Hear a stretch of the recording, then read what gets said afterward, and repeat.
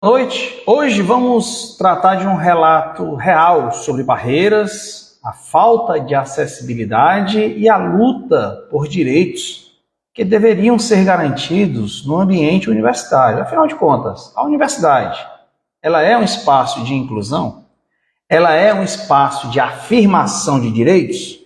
É esse o tema que a gente vai tratar hoje com o aluno universitário lá ainda da Universidade Federal de Mato Grosso, o João Vitor, tá? E aí, sem mais delongas, a gente vai convidar aqui o João Victor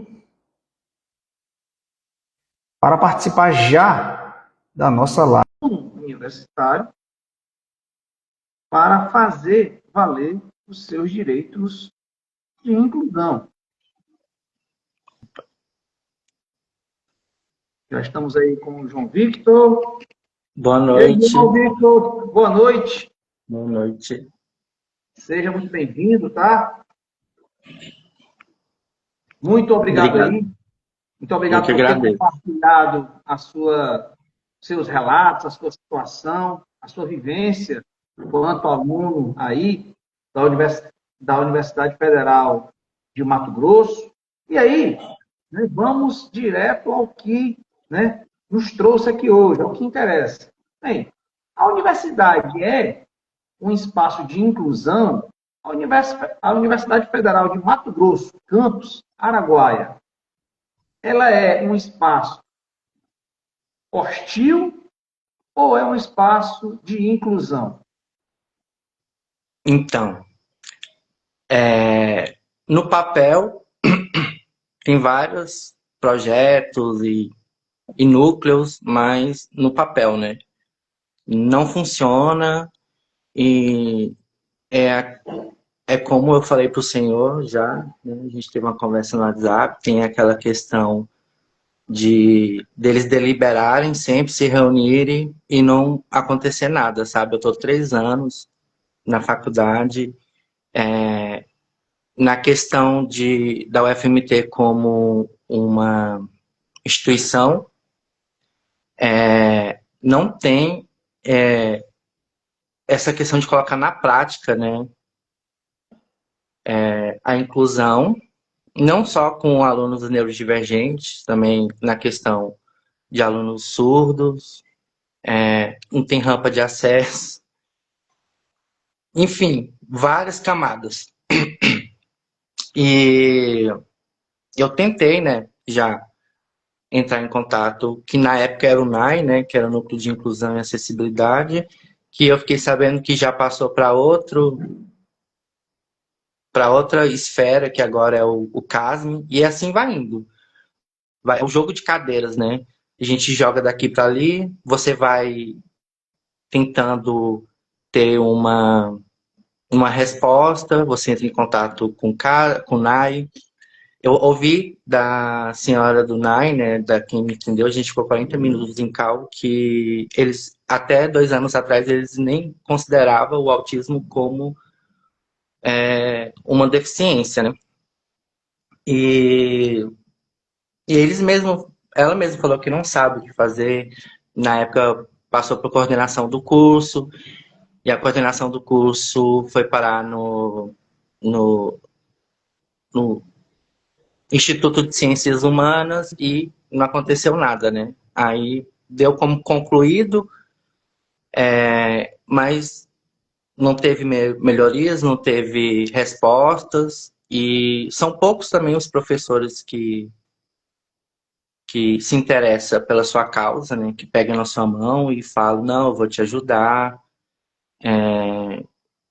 Às vezes eu tenho muitos professores até muda de assunto quando você tenta puxar essa questão do autismo, da inclusão, ou por não entenderem, por, por eles não entenderem, ou por não também ter vontade de aprender sobre, sabe? E, e é um curso, né? Geografia, um curso de ciências humanas, né? Isso que torna tudo mais pior. E eu já sofri psicofobia de professor, eu já sofri psicofobia de aluno. E é complicado, sabe? É complicado porque muitas pessoas têm medo de denunciar, porque sabe que não vai virar em nada, ainda ser perseguido, né? Foi o caso com esse professor. Eu deixei passar porque não ia virar em nada, e eu ainda poderia ter um perigo de eu ser perseguido, né? E mais alguma coisa? Acho que Bem, isso aí já seria o suficiente para que a gente ficasse assim chocado, né, com o tamanho da negligência, da omissão, do desrespeito à legislação e, por alguns relatos que você já antecipou, pelo acontecimento de crimes aí de discriminação.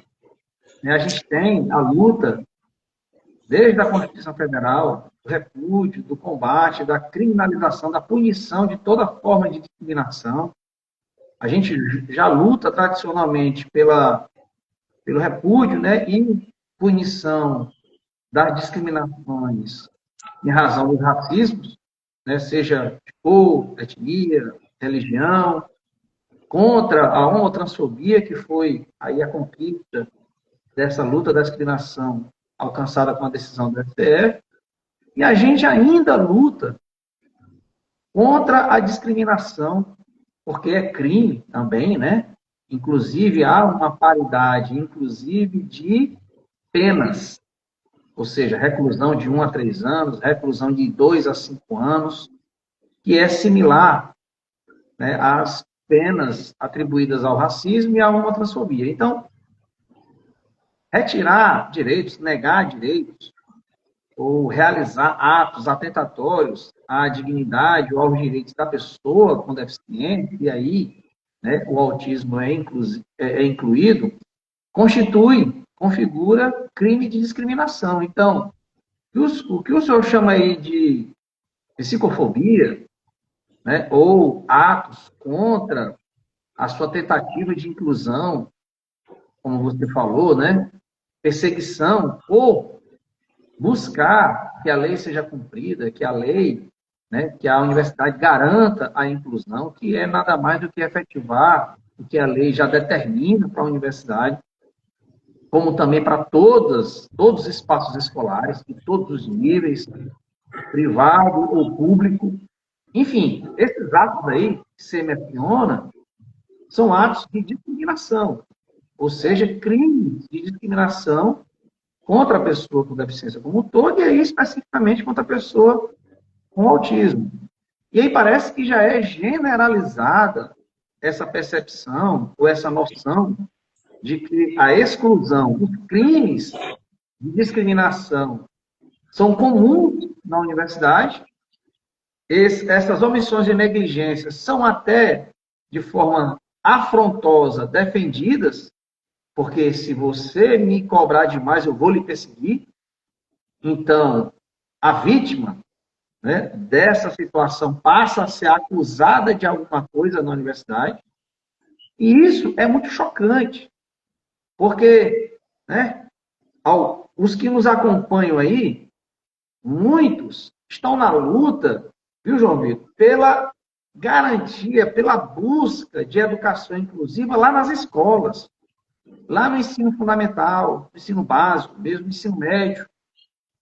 E aí a gente se depara com essa situação estarrecedora de que no espaço da universidade parece até que há esse espaço de incompetência, não só de compreensão do autismo, como das obrigações pedagógicas que os professores têm na garantia da inclusão. E aí a gente fica assim, pasmo mesmo, né? Estarrecido, como crimes de discriminação estão acontecendo de forma rotineira na universidade. Porque a gente já tem uma maturidade, a gente já tem uma certa tradição aí de combate ao racismo e à homotransfobia. Então, não é difícil para ninguém identificar, pelo menos eu quero acreditar nisso, não é difícil para ninguém identificar o acontecimento de racismo e de crime de homotransfobia. Só que a gente precisa avançar e tornar também evidente para todos o crime de discriminação contra a pessoa com deficiência. Porque não é possível que isso esteja ocorrendo dentro de uma universidade federal e as coisas estejam como que se normalizando por cometimento de outros crimes, como assédio, por exemplo, contra alunos que tentam ou reclamar ou fazer valer seu direito, né, fazer o uso, né, do seu direito, o exercício regular do seu direito, e ainda são perseguidos.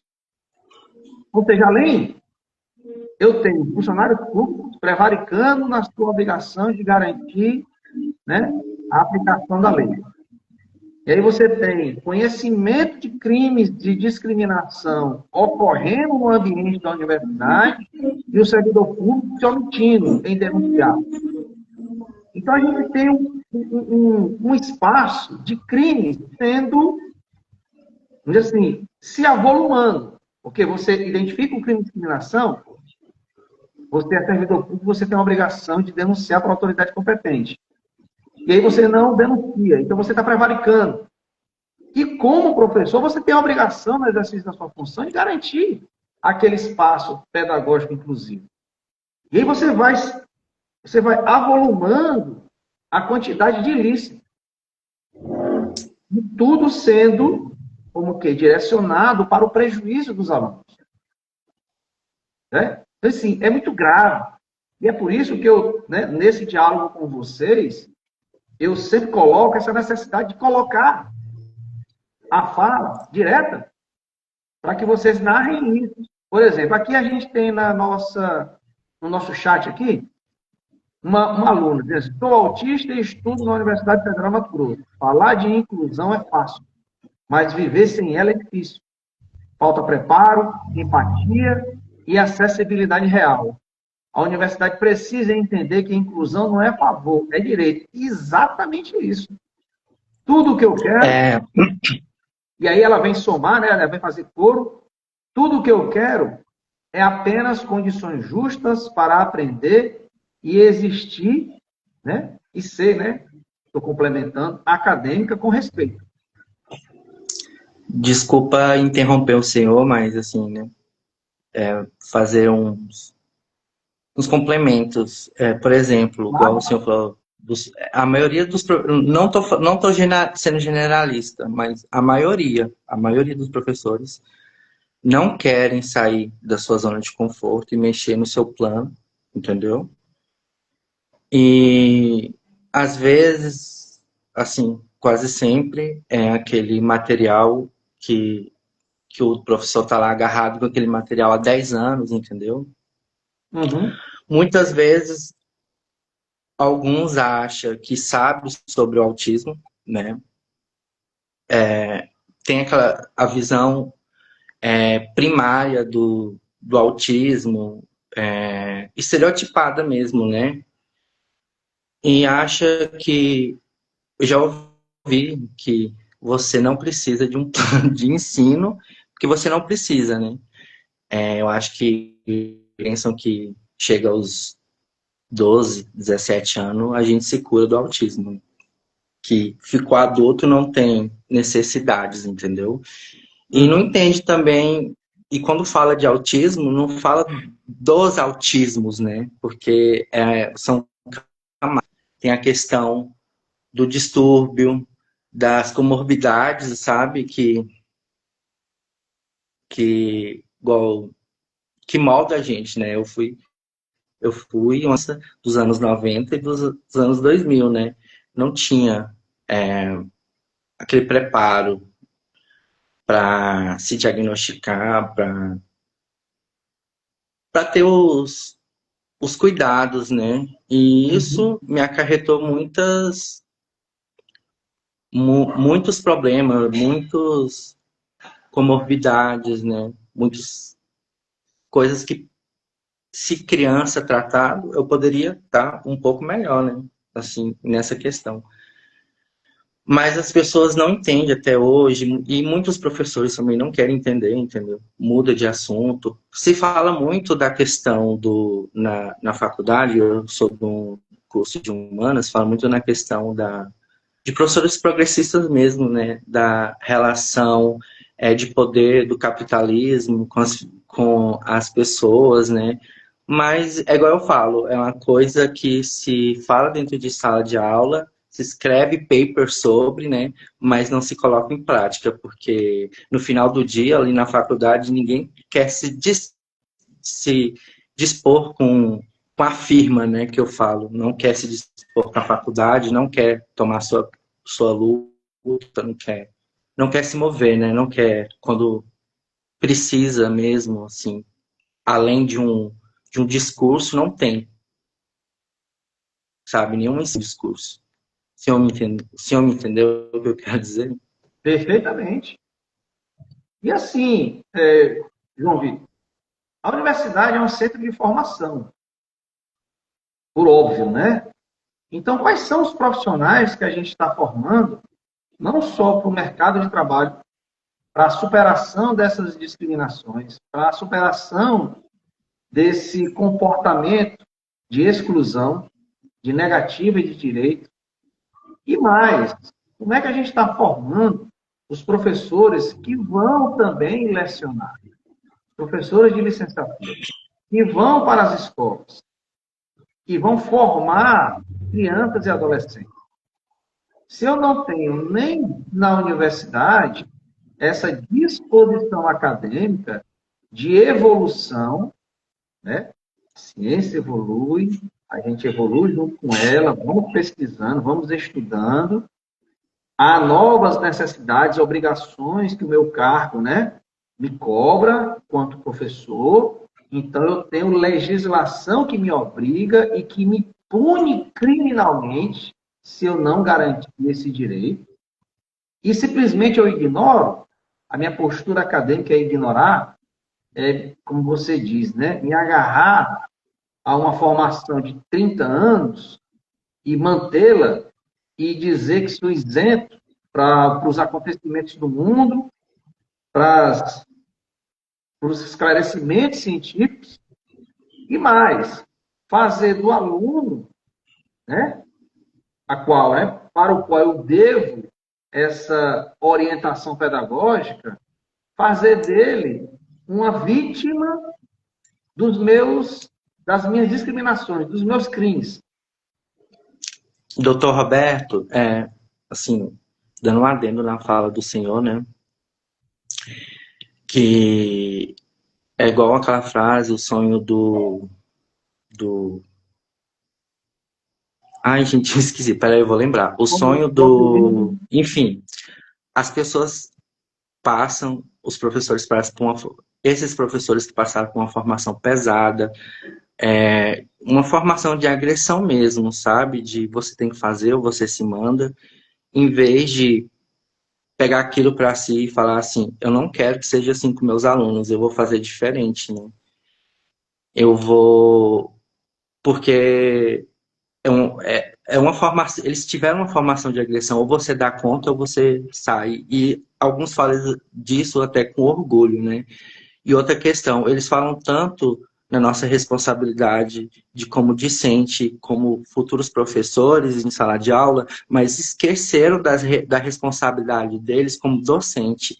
E eles se seguram nessa questão da gente ser adulto, do ponto da questão da educação ser facultativa, para se eximirem dessa responsabilidade como professores, entendeu? Eles também vão encontrar diversidade, vão ter que saber lidar com a diversidade. E questão, não é uma coisa difícil você com 12 alunos, porque está com evasão, né, que ninguém está conseguindo ficar mais numa escola pública, numa faculdade pública, por causa disso, porque eles não estão sabendo se renovarem, entendeu? Porque a nova geração também não só fala dos neurodivergentes, mas dos neurotípicos também, é outra cabeça, é outro ritmo, entendeu?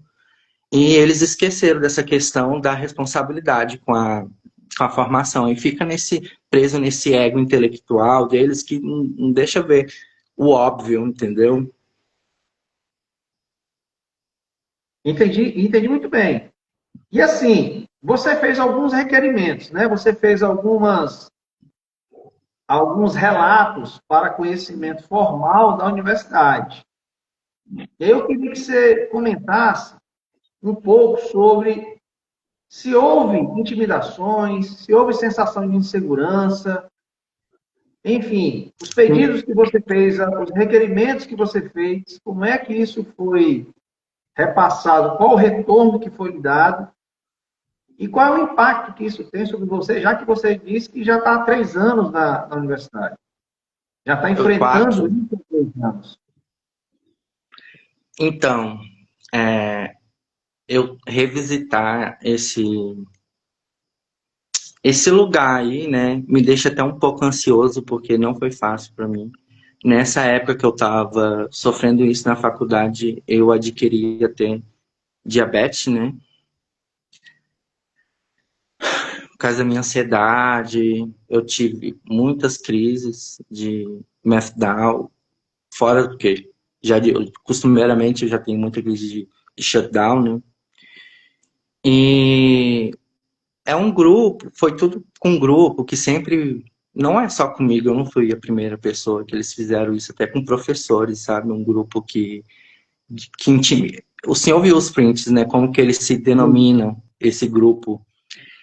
E chegou isso no DCE, o DCE fez uma postagem, sabe? E o coordenador da época pediu para retirar. E quando ele pediu para retirar, aí eu me senti assim, eu não tenho ninguém para me apoiar, entendeu? Então, é aquilo que eu pensei, eles querem de todo custo pôr isso debaixo do tapete, dar o canudo para as pessoas e ficar ficar no esquecimento, sabe? Isso chegou até o Instituto de Ciências Humanas, né, que o meu curso faz parte, e eles marcaram uma reunião junto com essas pessoas para ter um acordo. Entendeu? Eu em crise, eu pensei, gente, isso é a falta de respeito comigo, sabe? Eles queriam que eu ficasse em frente às pessoas e eu nervoso na época, eu não conseguia nem entrar na sala de aula. Alguns professores, entendeu? A maioria entenderam. E como nada estava acontecendo, nada estava tendo resolução, eu pedi até período de estudo. Ah, eu esqueci o nome, período de estudo em casa, que são 15 dias, né? Especial, No estudo tratamento. especial.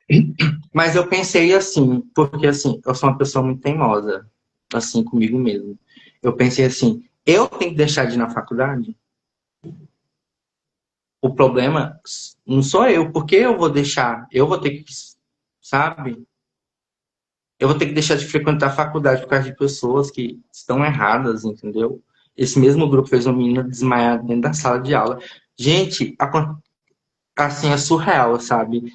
Essa coisa de você pensar que a faculdade federal é para todos, não é. Não ali onde, não posso falar por todas, né? Na questão da UFMT, Campus Araguaia, assim,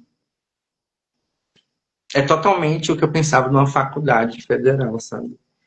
Que seria lugar de discussão, de acolhimento, e, e não teve resolução nenhuma, isso ficou no esquecimento. Eu já mandei o meu laudo até para os cachorros do campo já, sabe? Toda vez que entra um coordenador, eu falo, ai, manda seu laudo, entendeu? E eu não sei o que eles fazem com essa documentação, porque toda vez que eu falo, fala que para me mandar, entendeu?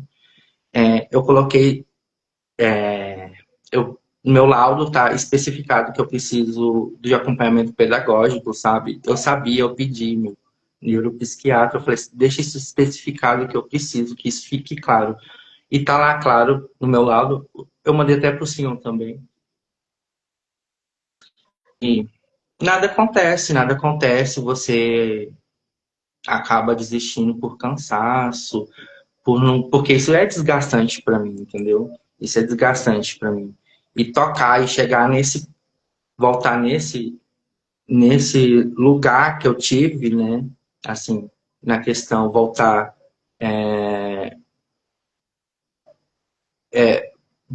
colocar minha cabeça nesse lugar de pensamentos que eu tive e reviver isso, isso já me afeta, entendeu? Já me afeta. Eu não sei como eu consegui terminar o semestre. Eu não sei, eu acho que foi por pirraça que eu terminei meu semestre naquela época. Né? Isso eu imagino, João Vitor. Assim, a gente, a gente busca trabalhar contra a discriminação, uma postura de tolerância zero, sabe? Porque todo cometimento do crime de discriminação já basta para que a pessoa fosse presa em flagrante, tá? Porque a pena, a depender do que ocorrer, pelo menos é uma mínima de reclusão de 1 a 3 anos, E indo eu tenho de em 2. um desses, desculpa interromper, mas em um desses requerimentos é porque a gente abre o processo interno numa plataforma SEI. Em um desses processos eu tenho um boletim de ocorrência, sabe?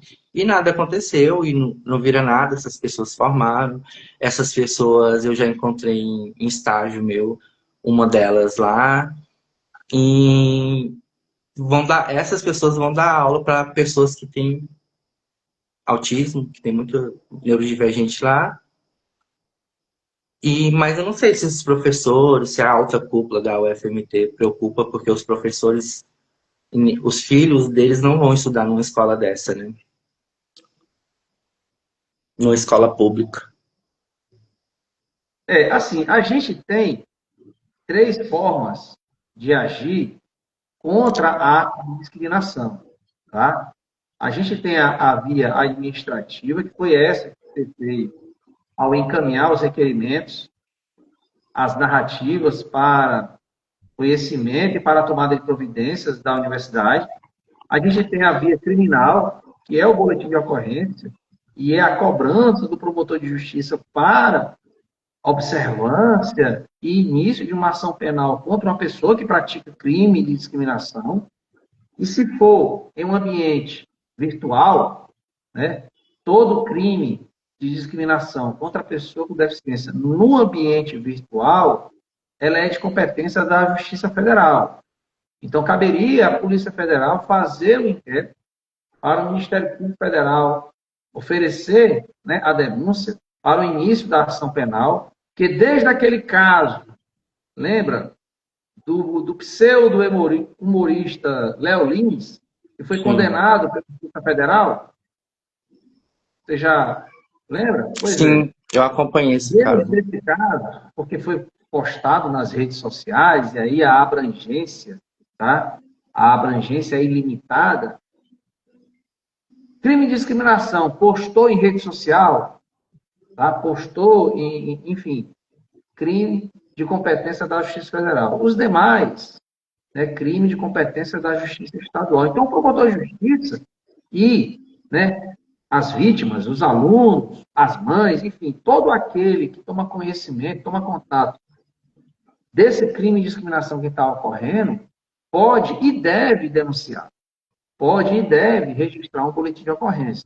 Porque se a gente se comporta com tolerância zero a esse tipo de discriminação, a esse tipo de crime, a gente passa a mudar, ou pelo menos passa a punir os seus autores.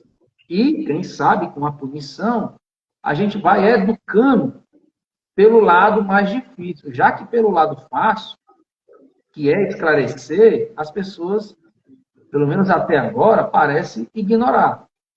Então, a gente tem que adotar uma tolerância zero para não só registrar o boletim de ocorrência, cobrar do promotor a observância daquele fato, para que ele analise e veja se, pelo menos, ele vai considerar realmente o acontecimento de um crime para tomar as providências, como as outras pessoas também realizarem esse tipo de denúncia.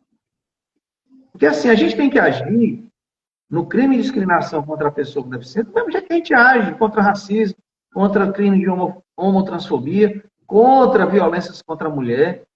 Então, assim, são crimes que a gente não pode tolerar. Por mais que esses autores do crime, né, tentem se comportar como se fosse humor, como daquele pseudo-humorista que foi condenado, ou como algo natural que eles possam realizar ou possam fazer, eles estão muito enganados.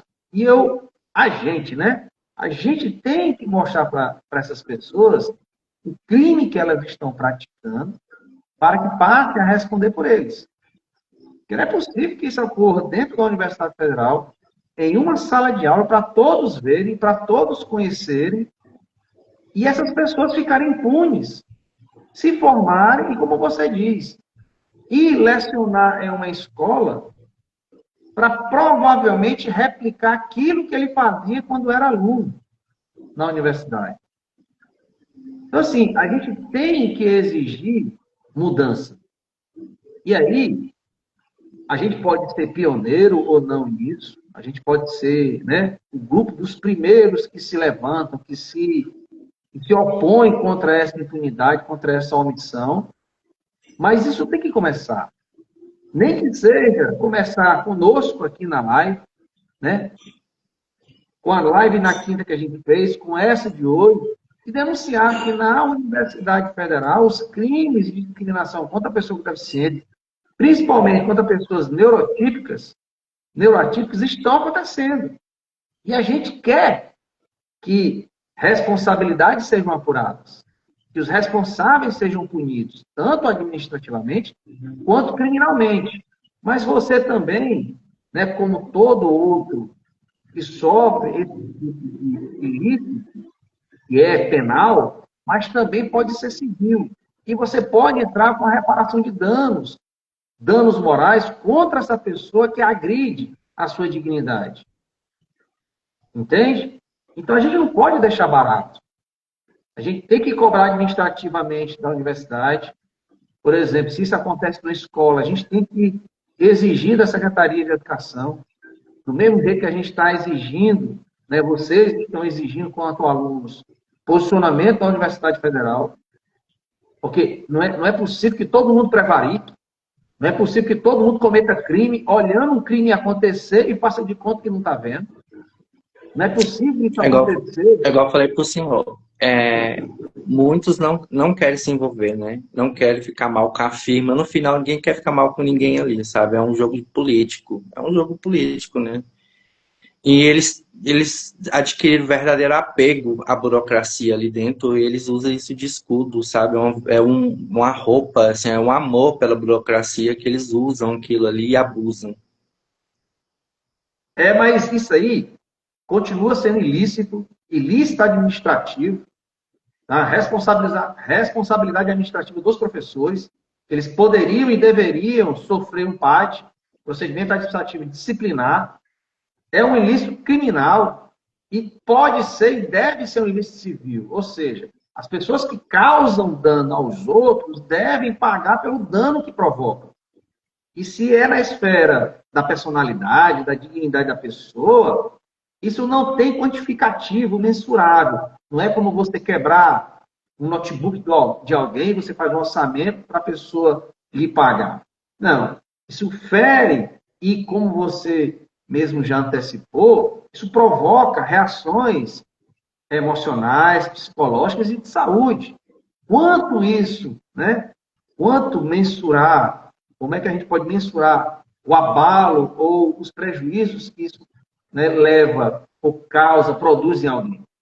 A gente tem que fazer com que essas pessoas que provocam dor, provocam, né, ataques de indignidade contra outra pessoa, que essas pessoas sofram também na sua esfera patrimonial. Tem contra si reparação de danos morais por cometimento de ilícito compatível com crime de discriminação. E aí ele vai responder na esfera penal e vai responder na esfera civil. Porque talvez assim, João Vitor, a gente consiga, pelo menos, iniciar essa mudança. A gente com o DCE da universidade, com os alunos responsáveis pelo centro, enfim, a gente mobilizando os alunos e começando a falar isso, talvez isso comece a virar uma rotina de denúncia, uma rotina de não admitir, de mostrar o quanto isso é um escândalo, o quanto isso é, assim, execrável mesmo, e fazer com que isso se evidencie para todo mundo. Disse, ô meu amigo, você está maluco? Né? Onde é que você está com a cabeça? Você está cometendo um crime, meu amigo. Você é um aluno da universidade, já começa a universidade cometendo crime. O senhor que é professor, que deve dar o exemplo, prevarica por não agir contra atos nesse sentido e comete crime de discriminação contra aluno também. E se o aluno reclama, o senhor comete assédio contra ele. Onde é que você está? Você quer perder o cargo? Então, assim, é muito grave para que as pessoas tentem normalizar isso. E a gente tem que fazer com que isso corra na universidade. Que isso seja discutido, não só a nível de reunião das vítimas, digamos assim, pela sensação de ultraje mesmo de quem é agredido. Isso tem que fazer parte do diálogo da universidade. Gente, crimes de discriminação estão acontecendo aqui dentro. Alunos deveriam estar respondendo à ação penal, poderiam estar sendo presos em flagrante. E não é possível que a gente não crie uma mentalidade, pelo menos para tentar esclarecer e combater essa onda, né, de discriminação contra alunos com autismo dentro da universidade. E qual é a cultura que a gente está ensinando? A cultura da prevaricação, da normalização da discriminação, do crime, da postura mesmo de ojeriza que o discriminador tem contra outra pessoa. Então a gente tem que insistir, a gente tem que se indignar mesmo. Tá? É a mesma coisa que eu falo para as mães, né, cujos filhos com autismo penam na busca por inclusão nas escolas, e elas, por responderem pelos seus filhos, ficam ali na luta contra, não a escola, e é isso que a gente tem que amadurecer. Não é o professor que está ali, que não recebe um auxiliar, a diretora que não recebe da Secretaria de Educação, da rede de ensino, os profissionais de inclusão, não são eles os causadores da ausência desses profissionais. Os causadores são aqueles que constituem a cúpula da Secretaria de Educação, ou o secretário, ou o próprio prefeito, ou o próprio governador, porque são eles os responsáveis por contratar e encaminhar os profissionais, para que a escola tenha os profissionais ali na rotina dos alunos, e eles, capacitados, com especialização, consigam efetivar a inclusão dos alunos. Isso deve acontecer a mesma coisa na universidade. Porque é a obrigação da universidade, é a obrigação do professor. Não existe isso de, na universidade é facultativo. Não é facultativa, não, doutor. A observância da lei é obrigatória. O aluno, ele escolhe fazer a universidade. E a partir do momento que ele escolhe, ele impõe a você o cumprimento das suas obrigações. A autonomia universitária não quer dizer descumprimento de leis, não. Não quer dizer comportamento discriminatório, não.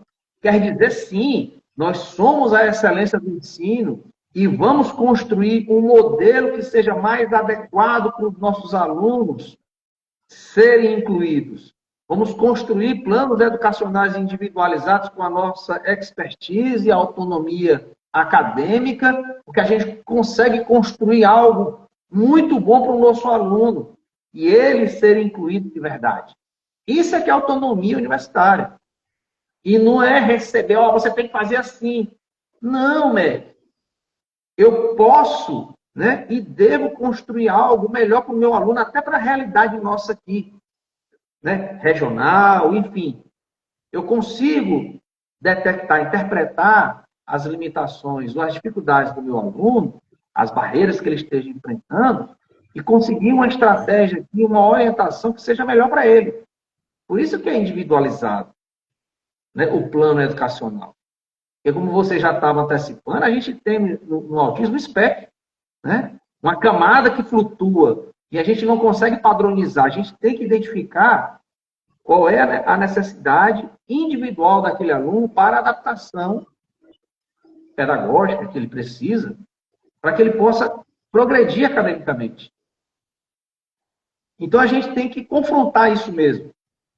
E aí, antes da gente passar para o tema muito bacana também, né? A gente tem que insistir nisso, mesmo que seja uma barreira muito forte, mas insistir na superação disso. E aí eu queria trazer para o assunto aqui o seu TCC, tá? A sua pesquisa, a sua busca de, sofrendo pessoalmente esses desafios, buscar, através da sua pesquisa, através dos estudos, um caminho de superação dessa teia aí de exclusão para construir um ambiente universitário inclusivo, tá? Mas antes da gente começar o TCC, eu queria só ler aqui uns comentários. Ó, muitas coisas acontecem, mas como o João disse, a maioria se cala sobre o argumento de que serão perseguidos, reprovados e por aí vai. Gente, isso é assédio, gente. O professor não pode fazer isso, não. Ele tem um cargo público, né? Ele tem que zelar por esse cargo público, sob pena de responder no procedimento disciplinar, perder esse cargo, ser demitido. Além das outras ações que podem ser, né, movidas contra ele. Além de ação penal e além de ação civil. Tá? E aqui outro comentário. Infelizmente, alguns profissionais docentes acham que são intocáveis.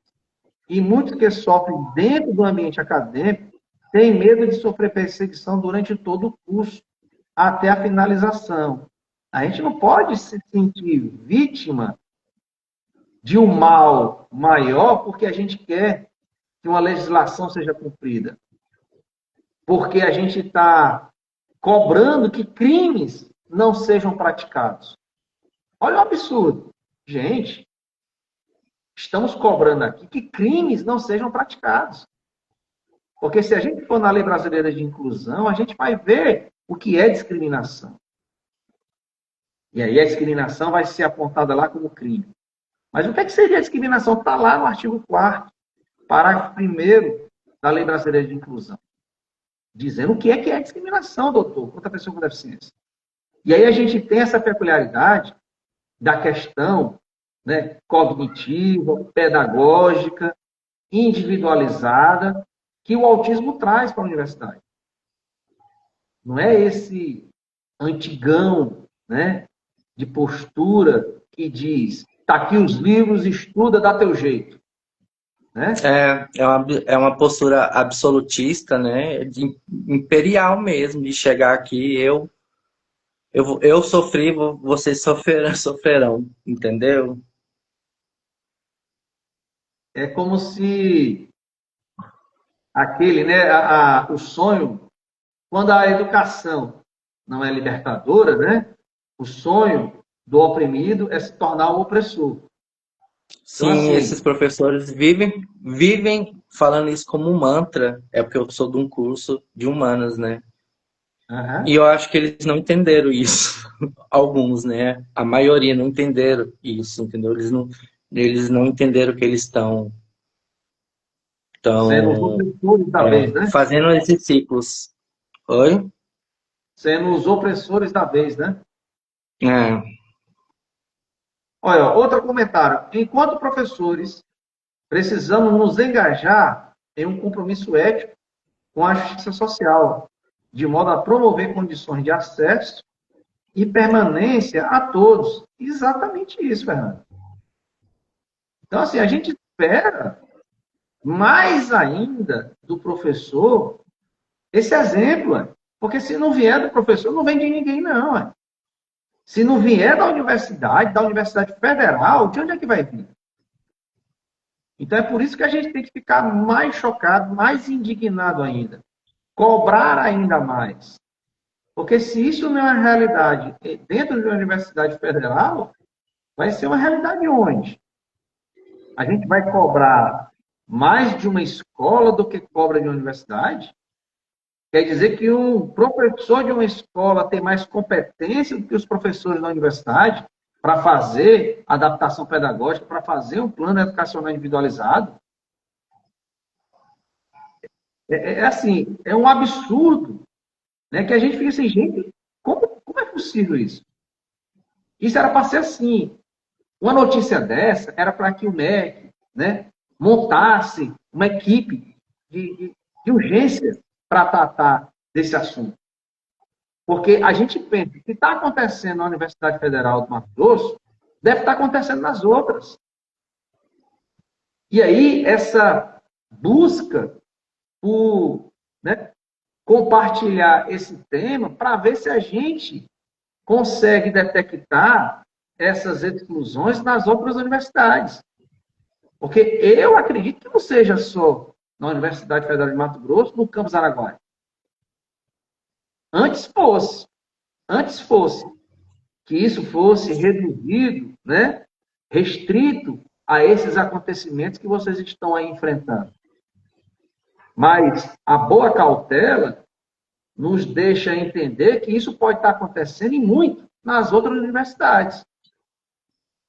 Né? Que seja como se fosse apenas, né, o começo, a ponta que pode ser descoberta de fatos que se replicam em outras universidades.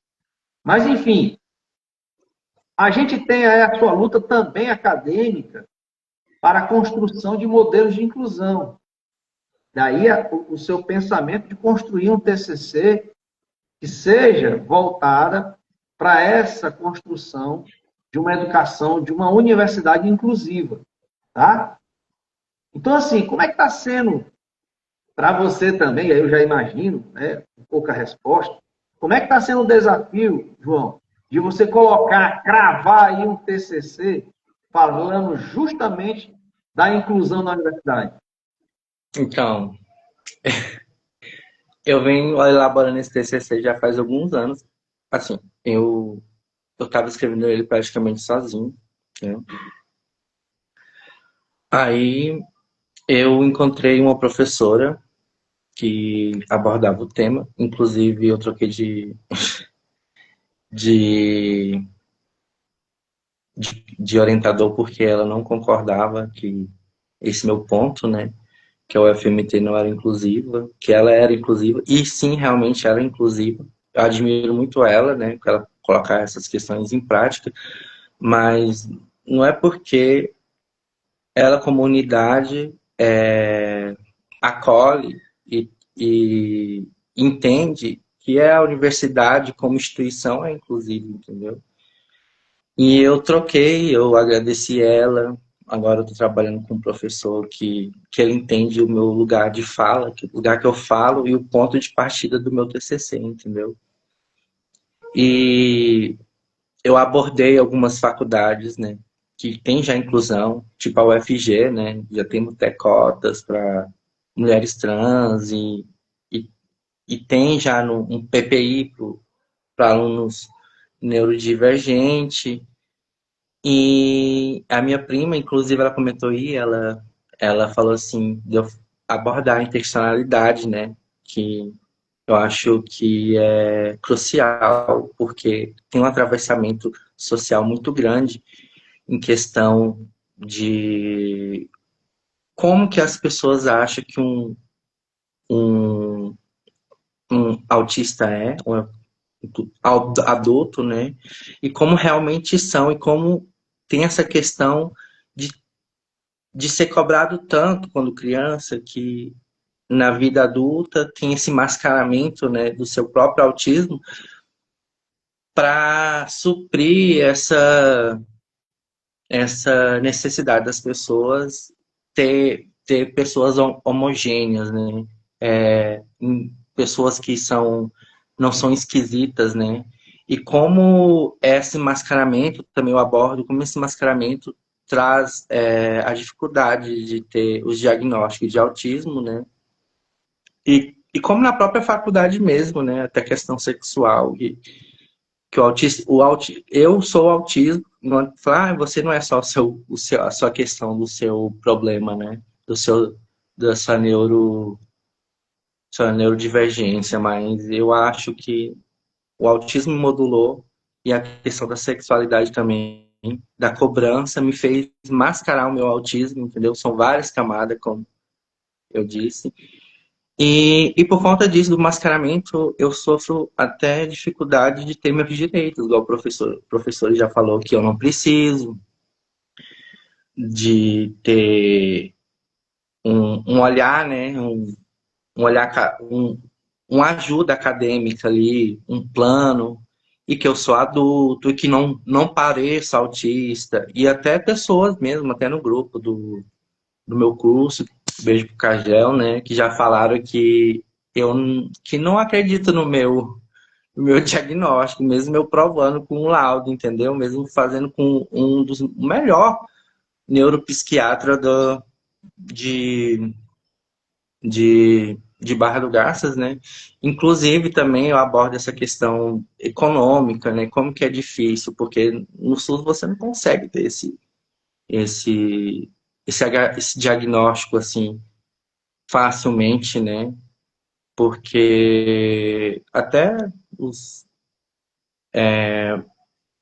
profissionais do SUS, assim, não digo todos, mas a maioria, na questão psicológica, ainda não tem esse preparo de achar que se descarta tudo, tudo é ansiedade, é uma depressão, uma coisa. Não tem esse olhar mais minucioso, esse olhar mais carinhoso, né? E, e aí eu também abordo essa dificuldade de de diagnosticar, porque nós reconhecemos os nossos, né? E no próprio meu curso eu vejo muitas pessoas assim com indícios fortíssimos, até mais que eu, que precisa mais de cuidado do que eu ali dentro, né?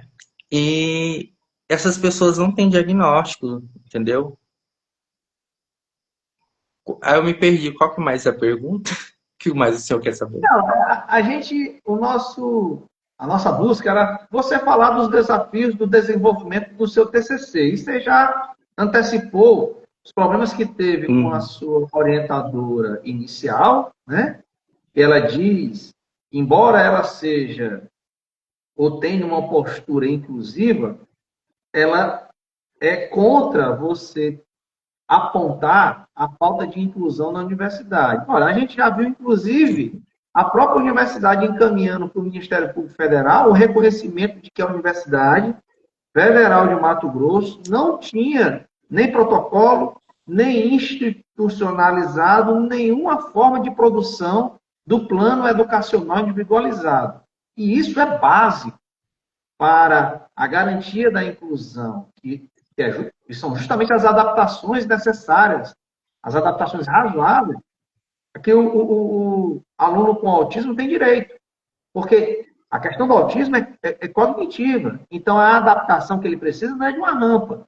A adaptação que ele precisa é pedagógica. E talvez seja por isso o desafio ou o incômodo que o professor tem de adaptar pedagogicamente aquele padrão que ele sempre repassa, como você É, já antecipou. Né? desculpa interromper o senhor.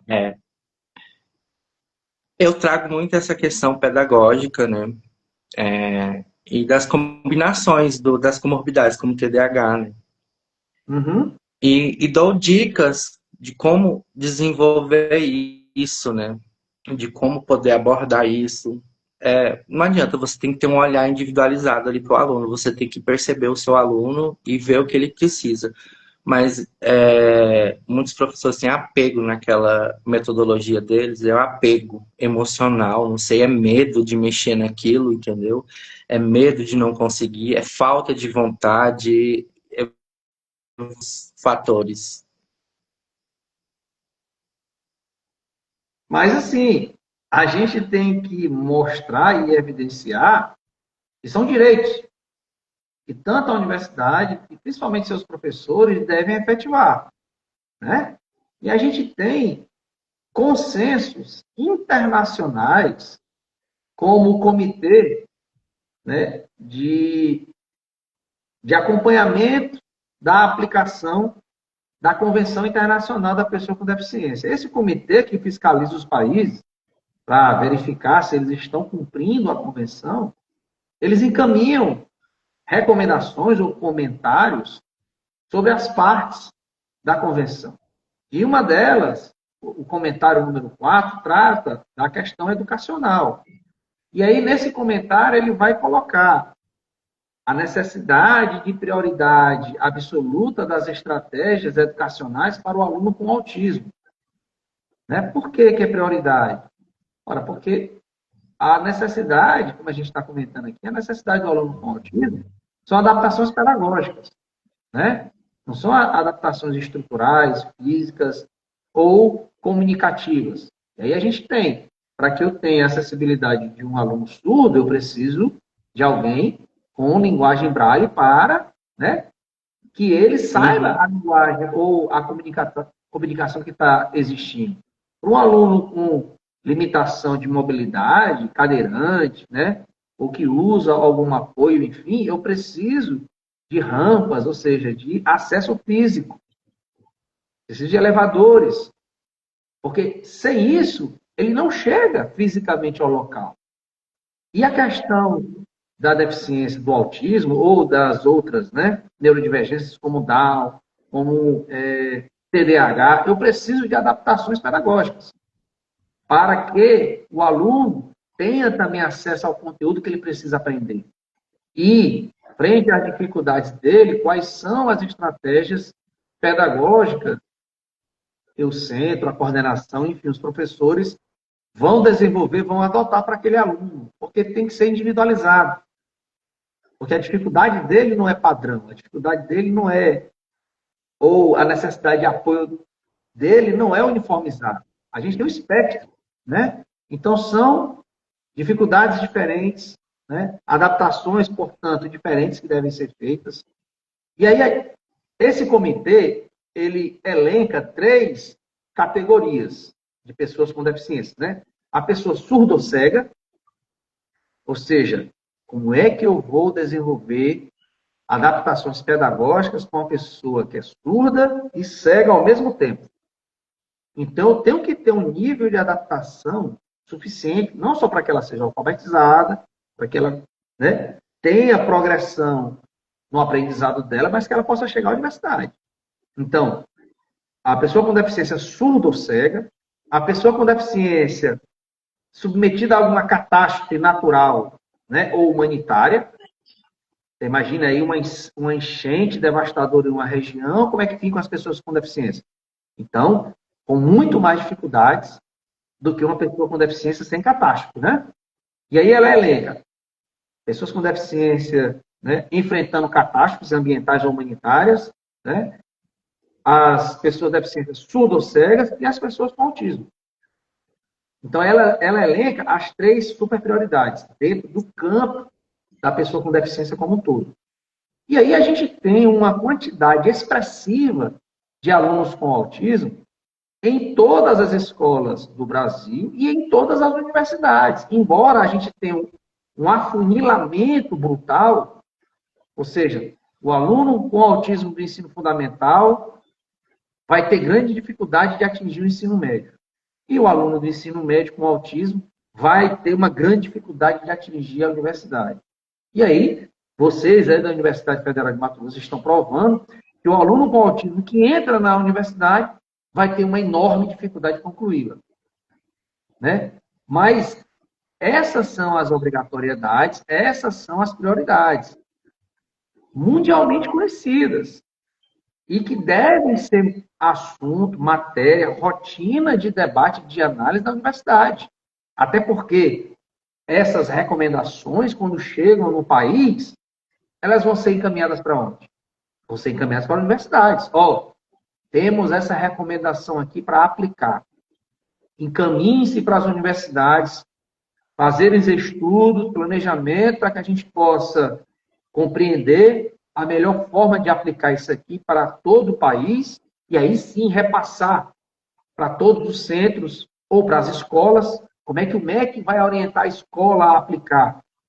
Se isso não for produzido a nível de universidade, vai ser produzido a nível de quem? Não é possível a gente importar uma recomendação de outro país. Um modelo acadêmico de Portugal. Aí seria o cúmulo do colonialismo. A gente não ser capaz, a nossa universidade não ser capaz de produzir nós mesmos as nossas orientações. Não é?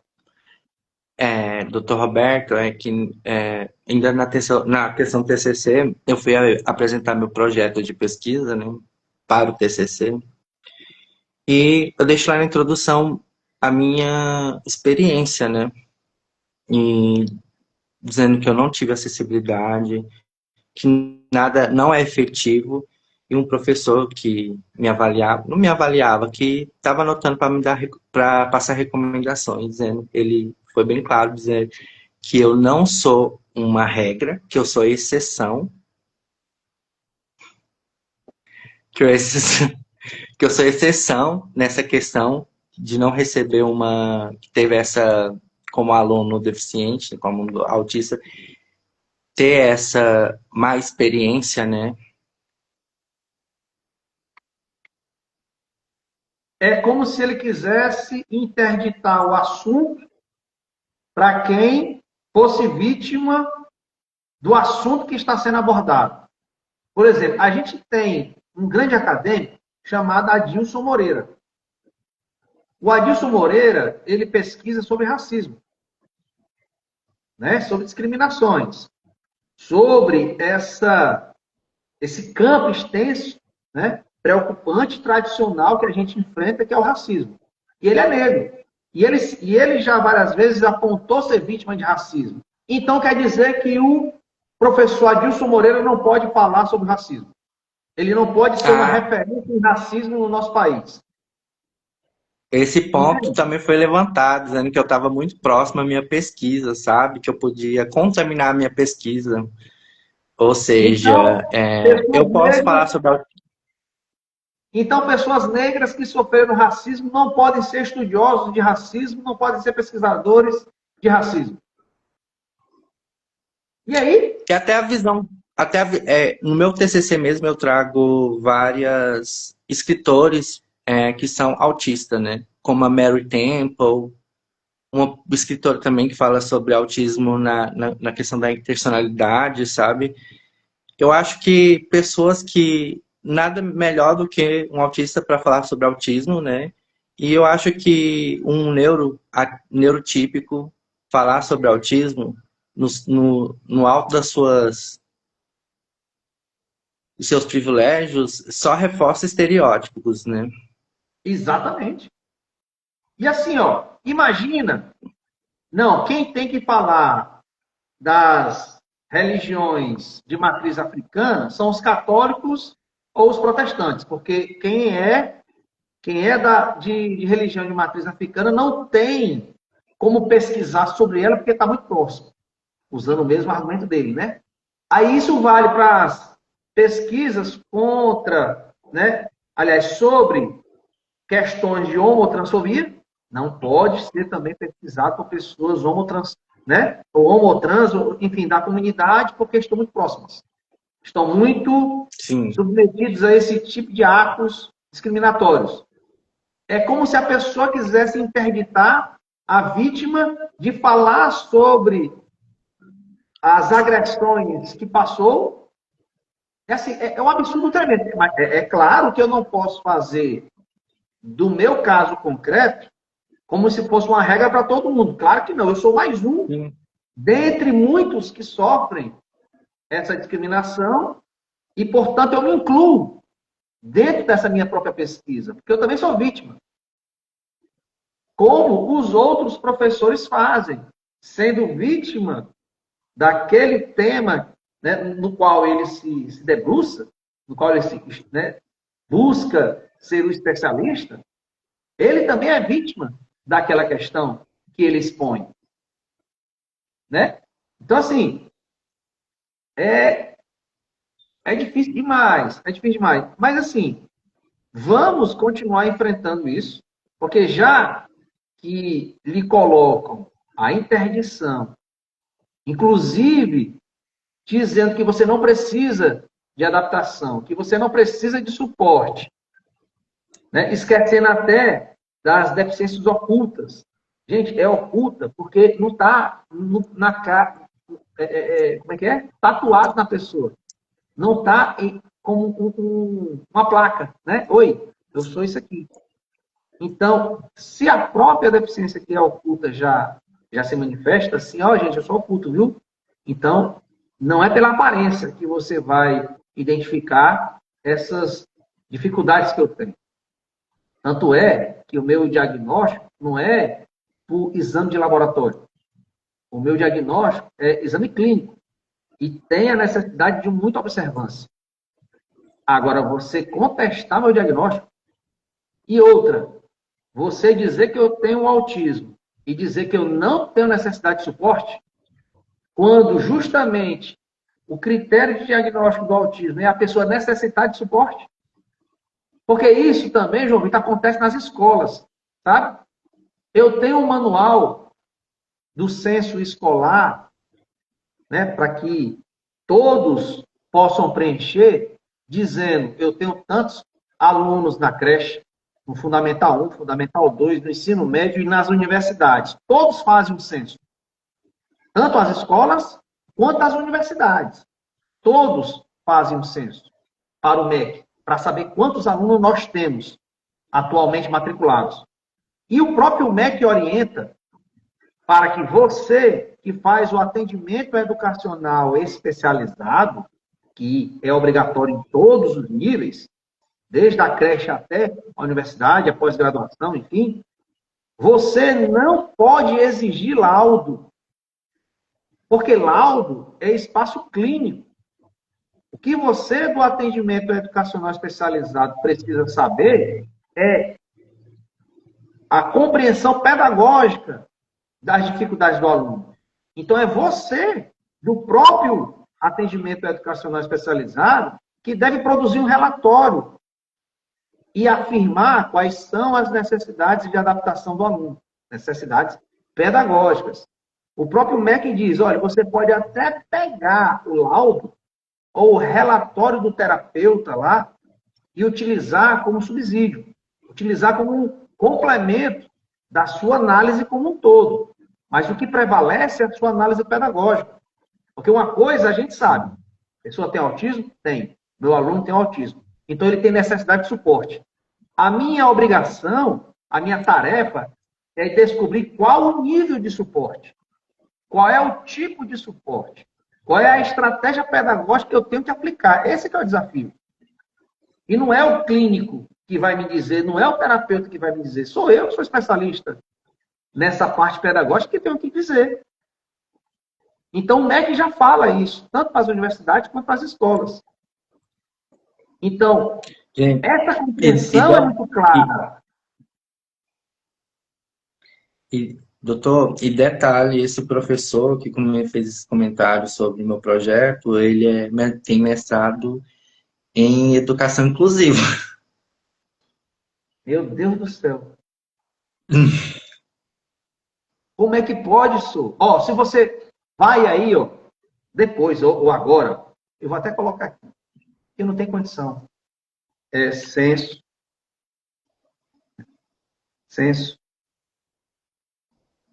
MEC, cartilha.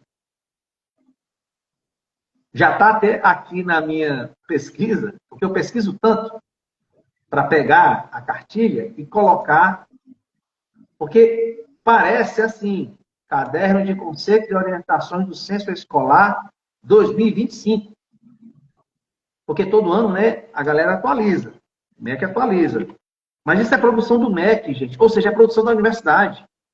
É a própria universidade brasileira que produz essas orientações. Então, não é possível que a universidade, e aí eu falo por todo, né, claro, a universidade que produz a orientação vai dizer que uma certa universidade não conheça.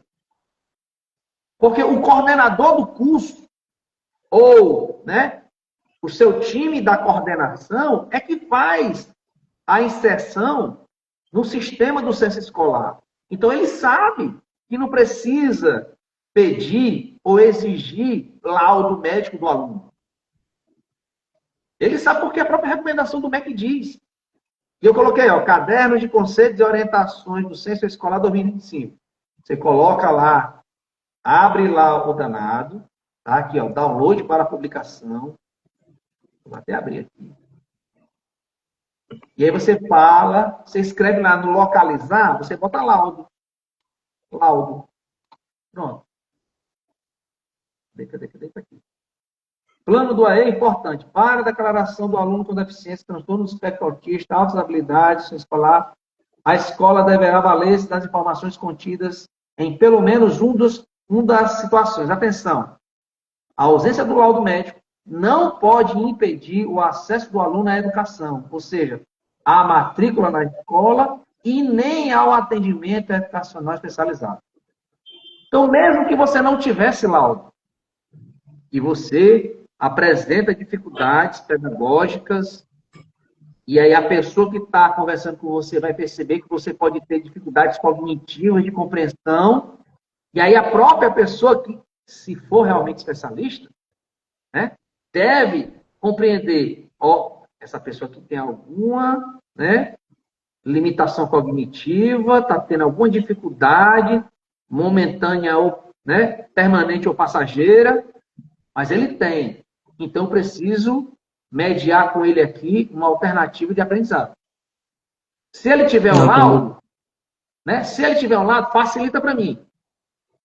Vai me ajudar. Mas o laudo não pode impedir o atendimento educacional especializado. Não, tem muita gente no meu curso, assim, com esse problema, e é visível, entendeu? Em vez de ter essa ajuda, vira piada dentro do curso, e eles exigem o laudo, mas assim, também nada é feito, sabe? Eu tenho um colega que tem TDAH lá, e o que ele vai receber é dilatação no tempo, ou seja, você tem direito de formar, mas não vai poder formar junto com seus colegas, porque, né, não vou fazer um plano para você, você vai formar agora, você não consegue, e eu não vou te dar um plano, um plano inclusivo de eu vou te dilatar seu tempo, você ficar aqui apodrecendo na faculdade. Isso aí, se a gente for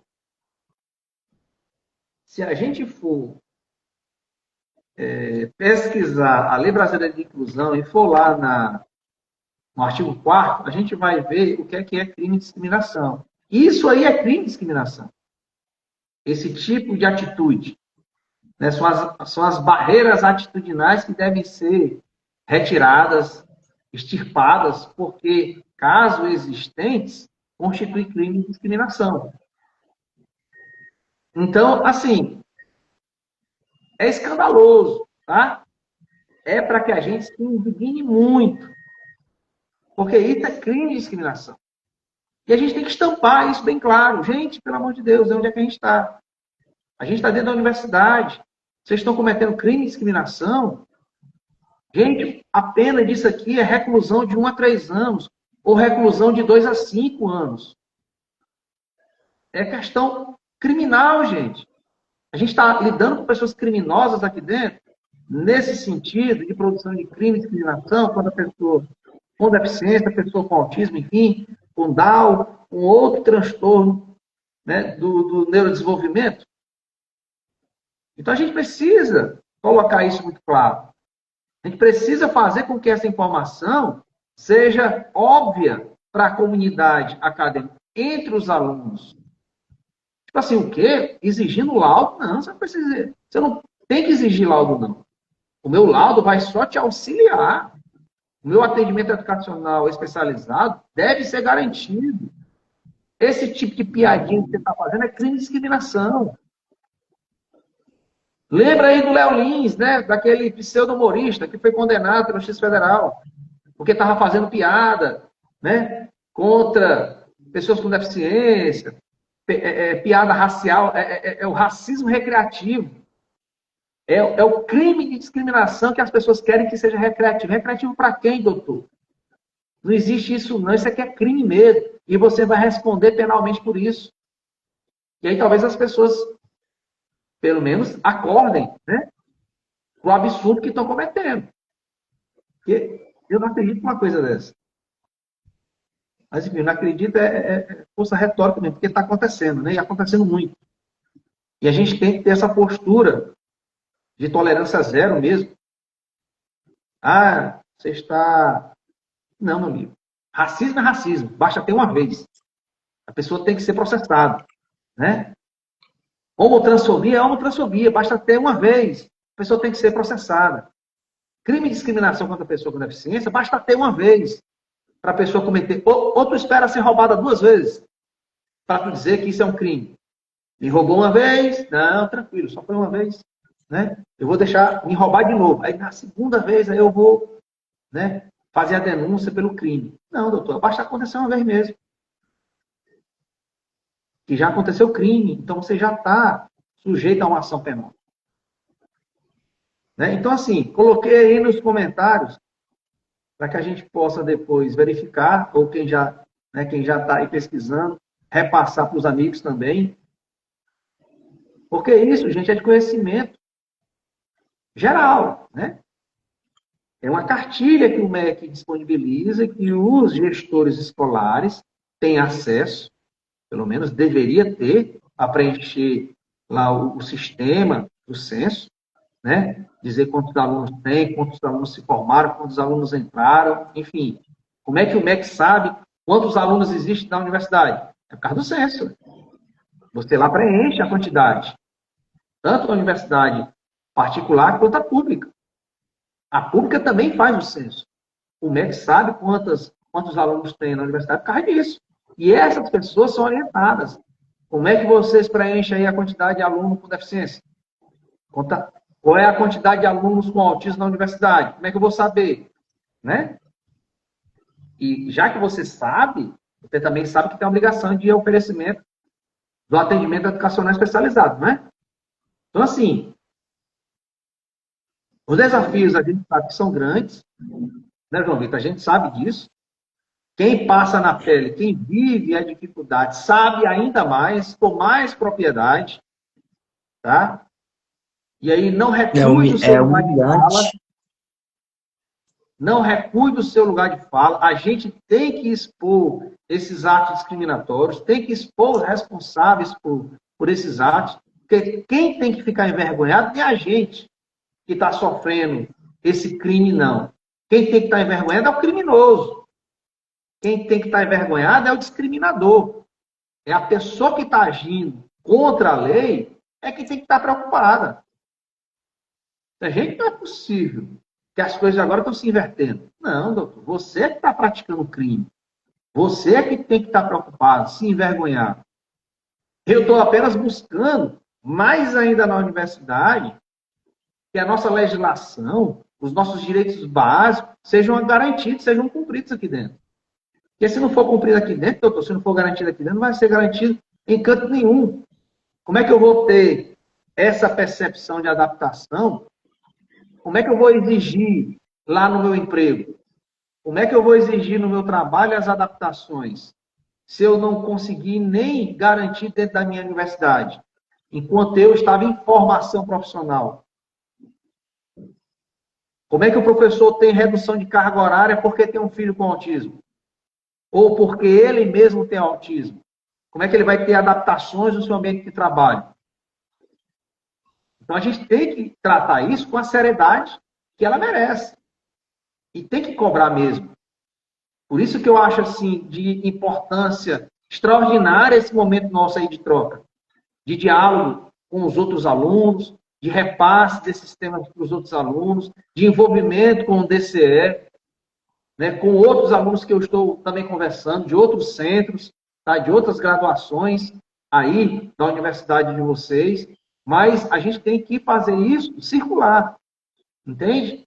A gente tem que fazer esse debate ser um debate corriqueiro.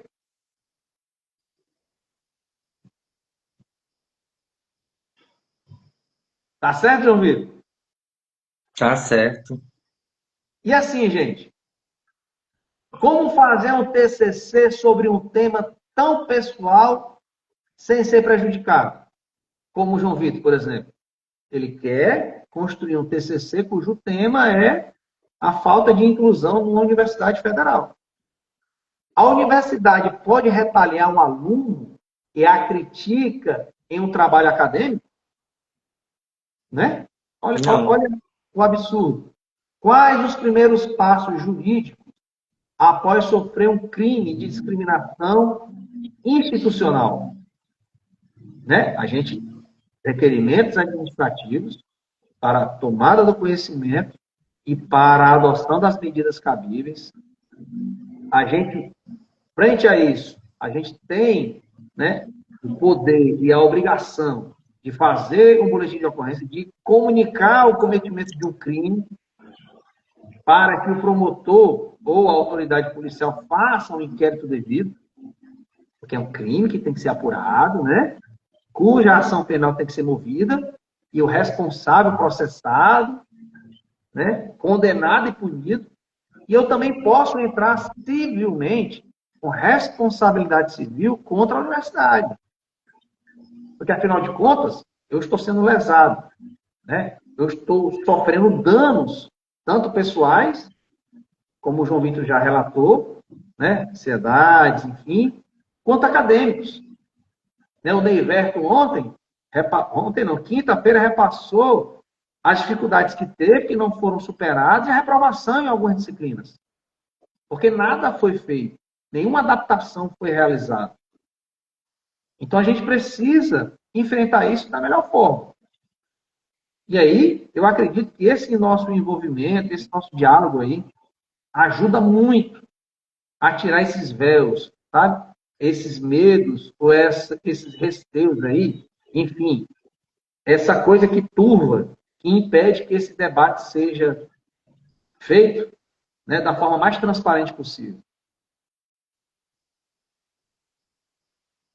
Então, né, para a gente ir para o encerramento, João Vitor, tá? Assim, o seu caso nos ensina que a nossa luta, né, também é uma luta por narrativas, né, por um espaço de fala. É preciso contar a história dos alunos que sofrem essas dificuldades, né? Documentar com rigor e exigir reparação de danos.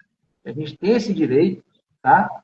A prescrição desse momento aí, o aconselhamento desse momento de fala, de diálogo, de troca de informações, de transparência desse tema, eu acredito que seja de muita importância. Tá? E no mais, assim, é deixar, voltar para você a sua fala mesmo, o espaço para que você diga aí o que é que você espera obter, né, com a continuidade das pesquisas do seu TCC, da apresentação do seu TCC, a busca sua profissional por mudança dessa situação.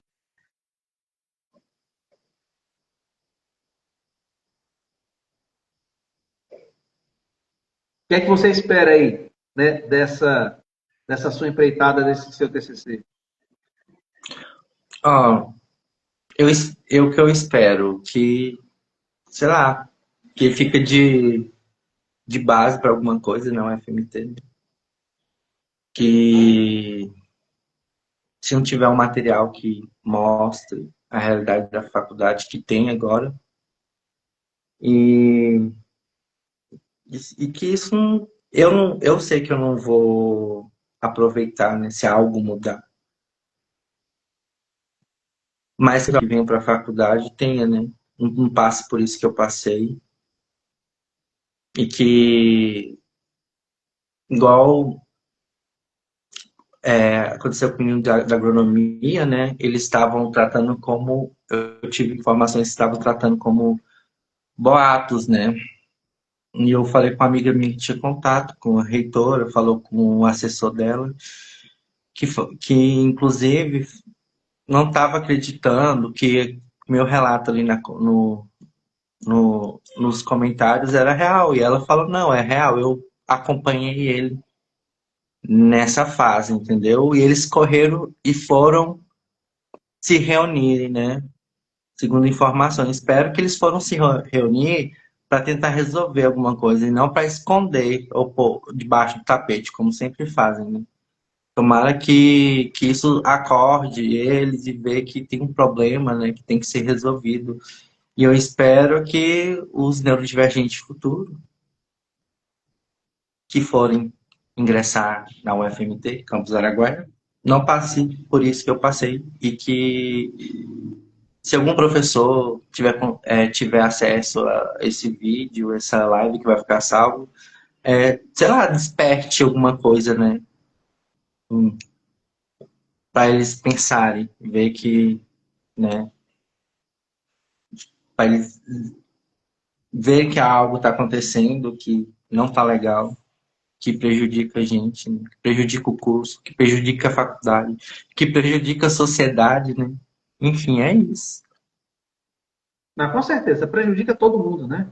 Não só o professor, aluno, os futuros profissionais que daí saem, né? Neurodivergentes ou não, porque é a Sim, cultura da discriminação, do descaso, da negligência que é criada, e isso vai ser do repassado para o absolutismo, né? e esse clima, essa cultura vai ser repassada para o ambiente profissional, repassada para as escolas, onde esses futuros profissionais vão lecionar. Então, assim, a gente tem que atingir mesmo o coração da universidade para que isso seja debelado e que isso assim, seja até uma coisa arrepiante. Assim, não, que? Não, aqui jamais. Aqui não. A gente está tentando superar em outros locais, mas na universidade isso aqui jamais seria, né, algo que ocorresse. É isso que a gente espera, né? É isso que a gente está tentando plantar, está tentando disseminar, e a gente vai ficar aberto, né? Continuar. O Neiverto aí está mandando mensagem aí, eles não respeitam as diretrizes do MEC. Pois é, mas a nossa busca aqui, a nossa luta é para fazer com que essas diretrizes, essas leis, né? A Lei Brasileira de Inclusão, a Lei do Autismo, os comentários gerais do Comitê da ONU para a aplicação da Convenção Internacional da Pessoa com Deficiência sejam aplicadas, sejam respeitadas, sejam efetivadas. Então, mínimo, a gente está vendo aí muitas vezes publicações nas páginas do Ministério dos Direitos Humanos, né, dando conta de que o Brasil é, né, condenado no tribunal da ONU, né, por ataque a direitos humanos, porque isso aí pode ser motivo de condenação internacional do Brasil. Tá? Isso aí pode ser motivo do Brasil, né, receber condenação internacional por não aplicação de uma convenção. Tá? E a Sim. nossa convenção, né, da pessoa com deficiência, ela tem peso constitucional entre nós. Ela tem valor constitucional. É a mesma coisa da nossa Constituição. Então, os direitos que estão colocados na Convenção da Pessoa com Deficiência também são direitos fundamentais, com nível, com status, com força de direito constitucional. Então, a nível de hierarquia jurídica, ela está lá no topo. Não tem nada maior do que ela. Tá? Então, fica aí essas reflexões, né, João Vitor?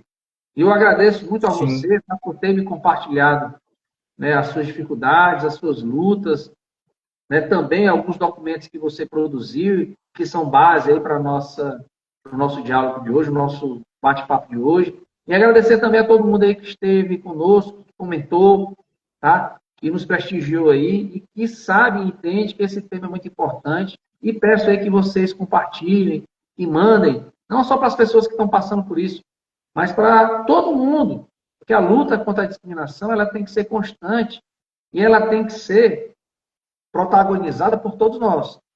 Não só a luta contra os racismos, em suas diferentes formas, luta contra a homotransfobia, a luta também contra a violência contra a mulher, a luta contra a discriminação da pessoa com deficiência, enfim, né, todas as formas de discriminação. Então, vai aí, muito obrigado, viu, João Vitor? Tá? Muito Eu que obrigado a todo agradeço pelo mundo. espaço. Estamos aí, tá? A gente continua na luta.